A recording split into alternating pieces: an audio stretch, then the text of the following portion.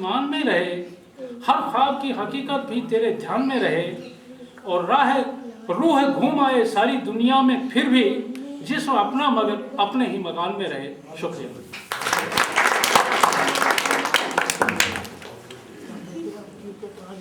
आदरणीय खामोश साहब ने बहुत खरी और बहुत ही मूल्यवान जो बातें हैं, बहुत ही महत्वपूर्ण बातें हैं, ये किसी भी नवोदित रचनाकार के लिए हो सकती है, किसी भी रचनाकार के लिए हो सकती है। इनसे रूबरू होते हुए यदि वो चलेगा तो निश्चय ही उसकी नींव भी मजबूत होगी, ऊपर जो निर्माण होगा वो भी काफी महत्वपूर्ण निर्माण होगा। सृजन से संबंधित बहुत सारे सरोकारों को अभी अपने उद्बोधन में उठाया। धन्यवाद खामोश साहब। और इस क्रम में मैं मुख्य अतिथि जी को बुलाऊं, उससे पहले एक सूचना शेयर भी करना चाहूंगा, एक समाचार भी। हमारे अपने ही दुलाराम सारण को केंद्रीय साहित्य अकादमी द्वारा राजस्थानी भाषा के लिए युवा साहित्यकार पुरस्कार दिया गया है। बड़े इस अंचल के लिए बहुत गौरव की बात है। पूरे सदन की ओर से यहाँ हम लोग यहाँ जो उपस्थित हैं उनको बहुत बहुत बधाइयाँ देते हैं, शुभकामनाएं। मुख्य अतिथि हमारे बीच सामोर साहब यहाँ विराजमान हैं और उनकी शुभकामनाएं मिले, उनका आशीर्वाद मिले। मैं आमंत्रित करता हूं आदरणीय सामोर साहब को मुख्य अतिथि के उद्बोधन के लिए। आदरणीय बैजनाथ जी पंवार साहब, खामोश साहब, टेलर साहब, आशा जी, इंदिरा जी और सभागार में विराजमान प्रबुद्ध साहित्य प्रेमी, सबसे पहले तो थोड़ी देरी हो गई, इसके लिए क्षमा प्रार्थी हूँ कि समय पर नहीं पहुँच पाया, इसकी वजह से आपको इंतज़ार करना पड़ा, इसके लिए क्षमा मांगता हूँ। आइंदा इस प्रकार की गलती नहीं होगी। इसीलिए मतलब सबसे बढ़िया यहाँ का ये जो प्रोग्राम होता है कुंज बिहारी स्मृति गोष्ठी, वो सबसे ठीक है। किसी का नाम वाम नहीं दिया जाता, इसलिए मौके पर कोई भी होता है ना, उसी के हिसाब से वो कार्यक्रम शुरू कर दिया जाता है। इसमें कार्ड में नाम दे दिया, इसलिए आना बहुत ज़रूरी था। पहले ध्यान रहा नहीं, इनसे जो बात हुई तब ये सभी का ध्यान नहीं था। बोलते जो शादियाँ इतनी ज़्यादा थी, इसकी वजह से वो बात बाद में ध्यान में आई, तो क्षमा प्रार्थी हूँ।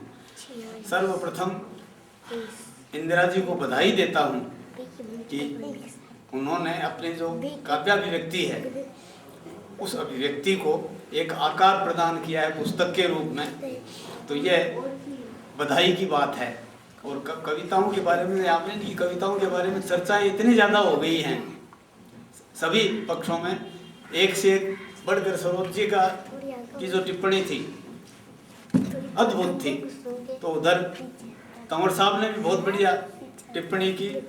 हरी सिंह जी का तो अपना एक अंदाज है ही, और टेलर साहब ने, आशा जी ने, इधर सबसे जोरदार जो टिप्पणी है वो है खामोश साहब की, एकदम सटीक। और इसके साथ ही मैं बधाई देता हूँ कमल जी को। ये जो पुस्तक है, ये पुस्तक कविताओं के कारण से तो महत्वपूर्ण है ही इंदिरा जी के लिए, पर और बाकी जो सुधी पाठक हैं उनके लिए कमल जी की जो भूमिका है वो भी एक अद्वितीय है। मतलब जो अच्छा प्रयोग किया है इन्होंने भूमिका के लेखन में, इस प्रकार का प्रयोग आपको और जगह नहीं मिलेगा, तो इन्हें भी मैं इस अवसर पर बधाई देता हूँ। और कविता के संदर्भ में चर्चा बहुत ज़्यादा हो गई, इसलिए एक पंक्ति के रूप में जैसे मैं अपने बाद इन कविताओं के संदर्भ में कहना चाहूँगा कि इन कविताओं में बाल आशा, मधुर वेदना, भोला विश्वास अभिव्यक्त हुआ है, और उस अभिव्यक्ति में अनुभव और जो परीक्षण है उसका प्रयास किया गया है। तो आगे ये प्रयास और जारी रहे, इस रूप में इंदिरा जी से हम आश्वस्त हैं कि इन्होंने ये शुरुआत कर दी है। और कविता की जो शुरुआत है, कविता के संदर्भ में जैसे इस प्रकार के प्रश्न भी आए कि भाई अलग ही काम करने का अलग ही क्षेत्र है और कविता का अलग क्षेत्र है, ऐसा नहीं होता है। कविता का तो क्षेत्र बहुत विशद है, आपके काम के अलग क्षेत्र हो सकते हैं। जैसे अपने यहाँ बैठे हैं सारे अलग अलग क्षेत्रों के लोग हैं, अलग अलग क्षेत्रों में कार्य कर रहे हैं, पर जो कविता है, कविता की यही सबसे बड़ी ताकत है कि अलग अलग क्षेत्रों को वो बांधने की ताकत रखती है। कि सारे किधर भी करो बोले, जैसे M.Com, जैसे B.Com किया, LLB की, उसके बाद में कविता, तो कविता के लिए कोई LLB BCom कोई एक बाधा की लाइन नहीं है। किसी भी लाइन का आदमी मतलब कविता के मामले में मैं तो यहाँ तक मानता हूँ कि अपने जीवन में चाहे पढ़ा लिखा हो चाहे अनपढ़ हो, एक अवसर पर तो वो रचनाकार होता ही है, कवि तो होता ही है, गद्य लेखक नहीं हो सकता, ये उसके लिए अभ्यास की जरूरत है। दूसरी बात है, पर कविता तो अपने जीवन में एक बार तो हर आदमी होता ही है। तो इस रूप में मौका नहीं मिलता है कि बहुत से आदमी अपनी कविताओं को लोगों तक पहुंचा दें। तो इस रूप में ये जो प्रयास किया गया है, इसके लिए मैं इनके माता पिता नेत्रवती जी यहाँ मौजूद हैं, उनको भी बधाई देता हूँ कि बेटियों को जो हम दान दहेज दक्षिणा देते हैं, उनमें आपने एक ये नई परंपरा कायम करके और बहुत ही जोरदार काम किया। इसके लिए मैं आपको एक बार और बधाई देता हूं कि अपने बच्चों को इस प्रकार से आप प्रोत्साहित करें, ये बहुत कम जगह देखने को मिलता है। और आपकी ये जो कविता की यात्रा है निरंतर चलती रहे। इसमें दो बातें कहना चाहूँगा कि एक तो मतलब ये प्रशंसा डायन होती है, प्रशंसा खा जाती है आदमी को, इसलिए प्रशंसा के चक्कर में नहीं पड़ना है। तो प्रशंसा से बचते रहना है और निरंतर रूप से लिखते रहना है। जितना ज़्यादा लिखेंगी उतना ही निखार आएगा, सीधी सी बात यह है। और शीर्षक वाली बातें हैं, जैसे कविताओं के शीर्षक के संदर्भ में बहुत सी बातें आई, तो शीर्षक आधी सफलता होती है, इसलिए शीर्षक पर बहुत विचार किया करो आप। जैसे कोई भी रचना है, रचना का शीर्षक दो तो शीर्षक देने में बहुत ज़्यादा विचार करने की जरूरत है। और कविता के लिए, लेखन के लिए सबसे महत्वपूर्ण ज़्यादा से ज़्यादा पढ़ो आप। जैसे कविता लिखनी है तो कविता की बढ़िया से बढ़िया किताबें जितनी ज़्यादा पढ़ेंगे आप, और आपके पास तो ये बहुत बढ़िया अवसर है इस प्रकार का कि रोज़ाना रेल में जाने आने का रहता है ना, तो कविता की किताब साथ रखा करो आप, जिससे जो समय 1 घंटे का लगता है यात्रा का आते जाते, तो उसमें पढ़ने के लिए समय मिल जाए। और या और भी कोई जैसे अनुभूतियाँ हों, उन अनुभूतियों के लिए समय के हिसाब से ये बहुत ठीक बात है। खूब ज़्यादा पढ़ें और खूब ज़्यादा लिखें, तभी निखार आएगा लेखन में। और इस अवसर पर आप सबके बीच मुझे आने का अवसर दिया आपने, इसके लिए मैं आपका आभारी हूँ। एक बार पुनः आपको बधाई देता हूँ कि ये रास्ता, ये तो एक कविता यात्रा की शुरुआत है। अब ये शुरुआत आगे मतलब अनंत ऊंचाइयाँ आपको प्रदान करें और समाज को भी इससे कुछ मिले, इस प्रकार की कामना के साथ अपने वाणी को विराम देता हूँ।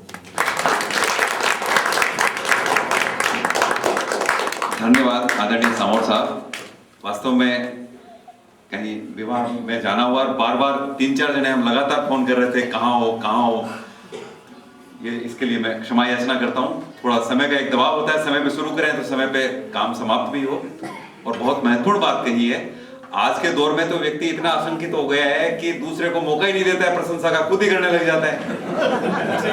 आत्म प्रशंसा मियाँ मिट्ठू, और दूसरे भी शिष्टाचार बस करते हैं। तो ये समझ होनी चाहिए शिष्टाचार बस कहाँ कहते हैं, क्योंकि सामोर साहब, मैं तो इनका शिष्य रहा हूँ, पट शिष्य हूँ इनका, तो हमेशा ही हमें प्रोत्साहित करते रहे, प्रशंसा करते रहे। फिर गुरुजी को कहा कि कभी कभी संकेत भी हमें कर दिया करो कि ये कमी है, ताकि हम उससे आगे निकल जाएं उस दौर से। तो फिर इन्होंने संकेत करना शुरू किया, तब जीवन का निर्माण हुआ। प्रशंसा में तो ठीक है, बच्चे लाइन के आदमी और साहित्य जो है या कोई भी सरोकार है, वो जोड़ता है। रेलवे के टीटी यहाँ क्यों बैठे होते हैं सफी साहब, क्योंकि इनको कविताएं सुनाई है, जम के सुनाई है, सुनी है इनसे, तो आज यहाँ बैठे हुए हैं। अपनी तो है रेल जिंदगी, अप डाउन का खेल जिंदगी, चलता चल तू पटरी पटरी, जैसे तैसे झेल जिंदगी। कब तक छुक छुक करता भागूं, खूब निकाले तेल जिंदगी, अपनी तो है रेल जिंदगी, अप डाउन का खेल जिंदगी, जाने कब रुक जाए जीवन, तेरा इंजन फेल जिंदगी, चलता चल तू पटरी पटरी। तो अब इससे पहले अध्यक्षीय उद्बोधन से कार्यक्रम को पूर्णता मिलती है, उससे पहले स्मृति में ये कार्यक्रम रहे, इसलिए इंदिरा जी स्मृति चिन्ह भेंट करना चाहती है। सबसे पहले मैं आदरणीय मुख्य अतिथि महोदय से अनुरोध करूंगा कि इंदिरा जी के कर कम इंदिरा जी के कर कमलों से, इंदिरा जी के हाथों, बाद में अमृत महोत्सव होता है, उसके बाद में गिनती नहीं शुरू हो जाती है, तो 12 के आसपास ही इनकी उम्र होगी। इसी क्रम में इसी सदृष्टि लक्ष्मणगढ़ से हमारे बीच पधारे टेलर साहब को स्मृति चिन्ह भेंट कर रही है इंदिरा जी। नाम पुकार रहा हूं आशा कोटवाल जी का और इंदिरा जी से अनुरोध इस अवसर पर उन्हें भी आप स्मृति चिन्ह भेंट करें।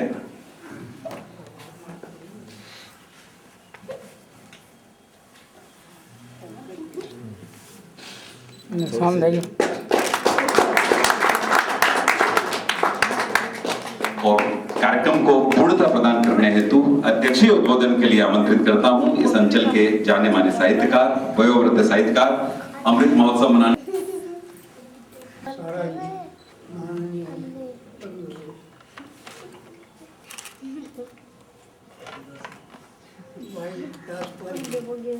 सामने विराजमान सारा विद्वान बहना भाइयों विद्वानों, सबसे पहले तो मैं आज करनी चाहो कोई कवि नहीं अध्यक्ष बनाता तो सो खड़े तो मैं तो कविता क्यों जानो ही बोली एक बैठा दियो, मैं आभारी हूँ।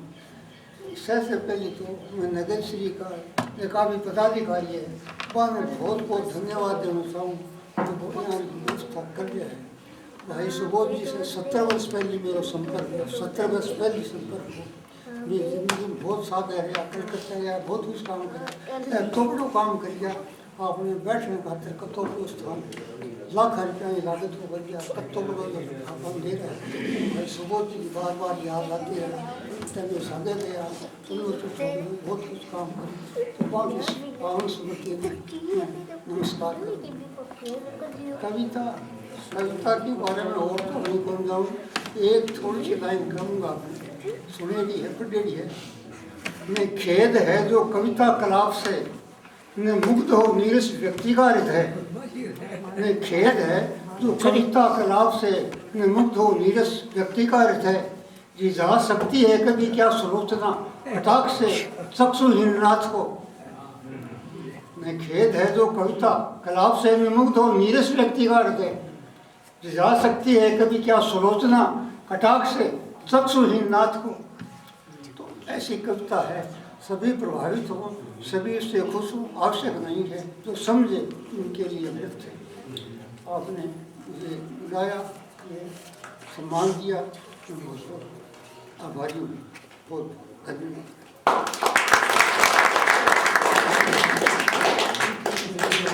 इस व्यस्तता के समय में भी मंच पर इतने लोग आप लोग विराजे, इनका आग्रह स्वीकार किया। दूर दूर से आप लोग आए, चूरू के भी अलग अलग कोनों से आए, रतनगढ़ से भी लोग आए और भी लोग आप लोग आए। आप सबका आभार प्रकट करने हेतु मैं इंदिरा जी को आमंत्रित करता हूं और उसके बाद आप मुंह मीठा करके ही यहाँ से पधारें, अल्पाहार ग्रहण करके पधारें। धन्यवाद ज्ञापन के लिए इंदिरा जी को आमंत्रित करता हूँ।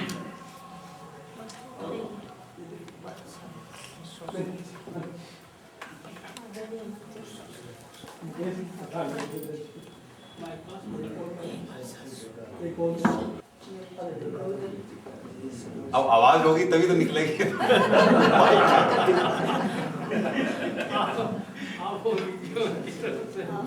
अब तो दबंग हो गए, बोलो।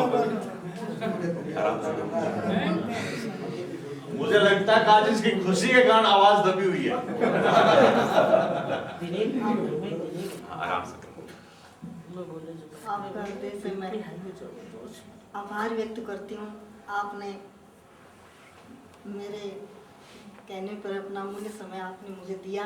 मेरी ये जो पुस्तक है वो मैंने कुछ भी नहीं है, यूँ मान लो मैंने लिखने का एक छोटा सा प्रयास किया है। मेरा पहला प्रयास है, जो मेरे बचपन की एक ख्वाहिश, मेरी सोच, मेरी इच्छा, मेरी अभिलाषा जो शुरू से रही थी, मैं उसे कभी पहले व्यक्त नहीं कर पाई। लेकिन आप सभी के प्रोत्साहन स्वरूप ये मैंने इसे आप सबके समक्ष रखने की मैंने ये एक जो कोशिश की है, उसके लिए आपने समय निकाला, उसके लिए मैं आपका हार्दिक धन्यवाद देती हूँ, आभार व्यक्त करती हूँ। और मैं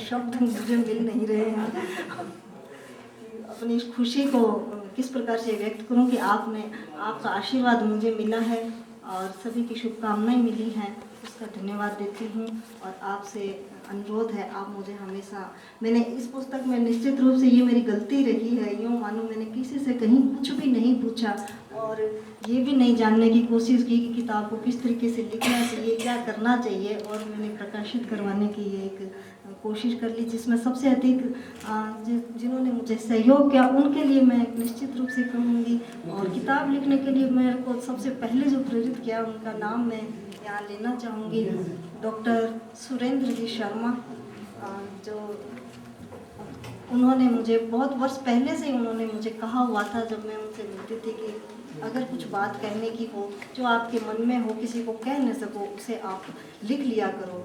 उस बात को याद उस वक्त से रखते हुए मेरे को जब भी कभी समय मिला, मैंने अपनी डायरी में मैं लिखती रही, और इन बातों की जानकारी से किसी को भी शायद पता नहीं था कि मुझे शौक़ है लिखने का। लेकिन एक दिन डॉक्टर साहब से मुलाकात हुई तो उन्होंने मुझसे कहा कि आप पुस्तक निकालो, और मैंने ये सब लिख करके उन्हें पढ़ाया, और जब उन्होंने कहा नहीं ये लिखे आप, और मैंने कोठारी साहब से मैंने निवेदन किया कि साहब पढ़ तो लो, क्या ये कम से कम मैं औरों को पढ़ा सकती हूँ या नहीं, तो ये निवेदन उन्होंने मेरे तुरंत में इन्होंने स्वीकार कर लिया। और इनके पास समय नहीं था, बिल्कुल समय नहीं था, और व्यस्ततम जिंदगी के अंदर से इन्होंने मेरे लिए समय निकाला और अपने 2 शब्द जो लिखे, और इन्होंने बहुत अच्छी भूमिका लिखी, उसके लिए मैं इनको हृदय से आभार कोठारी साहब का मैं देती हूँ। इस पुस्तक का विमोचन का जो भी सब कुछ आप सभी के सहयोग से हुआ है, और आपने ही ये किया है, मेरा इसमें कहीं कुछ वैसे काम नहीं है। धन्यवाद देती हूँ, और अपने माता पिता का धन्यवाद देती हूँ। मैं आभार व्यक्त करती हूँ जिन्होंने इस योग्य मुझे बनाया, और मैं इस आपके समक्ष बोल पा रही हूँ। मेरे गुरुजन, मेरे अधिकारीगण, मेरे सहकर्मीगण, मेरे मित्रगण, और सभी जिन्होंने मुझे हमेशा प्रोत्साहित किया है, उन सभी का धन्यवाद देती हूँ। और आप सबके पधारने पर आप आशीर्वाद स्वरूप शब्दों के लिए मैं पुनः आपका आभार व्यक्त करती हूँ। नगर श्री का भी मैं आभार व्यक्त करती हूँ, स्थान दिया। प्रथम कृति, इसके लिए बहुत बहुत शुभकामनाएं, और निरंतर सार्थक करें, अच्छा करें, आगे बढ़ें करके ही आप लोग पधारें। अच्छी बात है।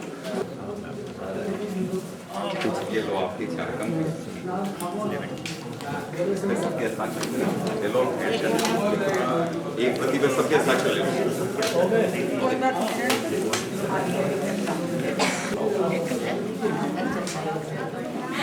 कोई दिक्कत वाली बात नहीं। इधर तो मन कायदा तो इतना नाम लिखने का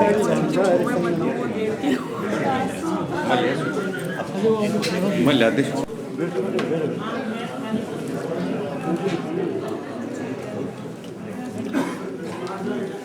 ले लो,